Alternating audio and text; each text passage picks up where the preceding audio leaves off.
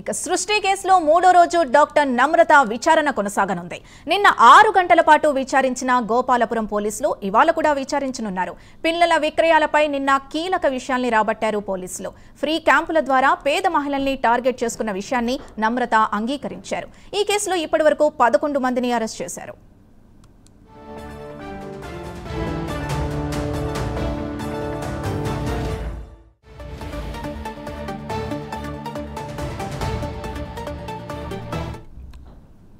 ఇక ఇదే విషయానికి సంబంధించి పూర్తి డీటెయిల్స్ మా ప్రతినిధి లిఖిత అందిస్తారు. లిఖిత చెప్పండి.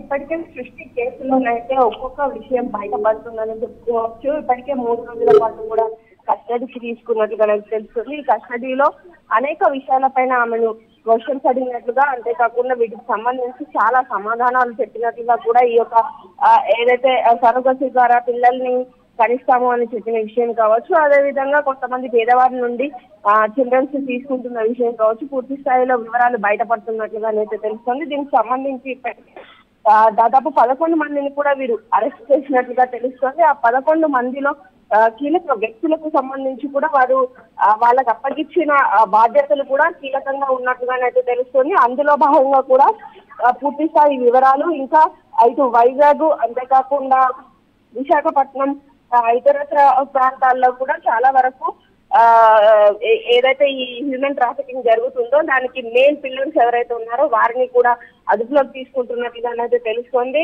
పూర్తి స్థాయిలో ఇందులో ఏదైతే మెడికల్ క్యాంపులు ఏర్పాటు చేశారో అవన్నీ కూడా నిజమే. అందులో మెయిన్ గా చూసుకున్నట్లే మహిళల టార్గెట్ గానైతే ఈ యొక్క మెడికల్ క్యాంపులు కొనసాగినట్లుగానైతే ఇప్పటికే డాక్టర్ నమ్రత కూడా ఒప్పుకోవడం జరిగింది. ఇందులో భాగంగానే కొన్ని అలిగేషన్స్ తనపైన వస్తున్నాయంటూ చెప్తూనే పూర్తి స్థాయిలో దీనికి సంబంధించి ఆధారాలు ఏవైతే ఉన్నాయో వాటిని కూడా అధికారులు ఆమె ముందు పెట్టడం కావచ్చు. దీనికి సంబంధించిన పూర్తి డీటెయిల్స్ ని కూడా మరింత లోతుగానైతే విశ్లేషిస్తున్నారు. అంతేకాకుండా ఇటు తెలంగాణ ప్రభుత్వం కూడా ఈ ఫెర్టిలిటీ సెంటర్స్ ఏవైతే ఉన్నాయో వాటికి ఎంతవరకు పర్మిషన్స్ ఉన్నాయి, ఏవేవి ఎక్కడెక్కడ ఉన్నాయి అనే విషయం పైన కూడా దృష్టి సాధించినట్లుగానైతే తెలుస్తుంది.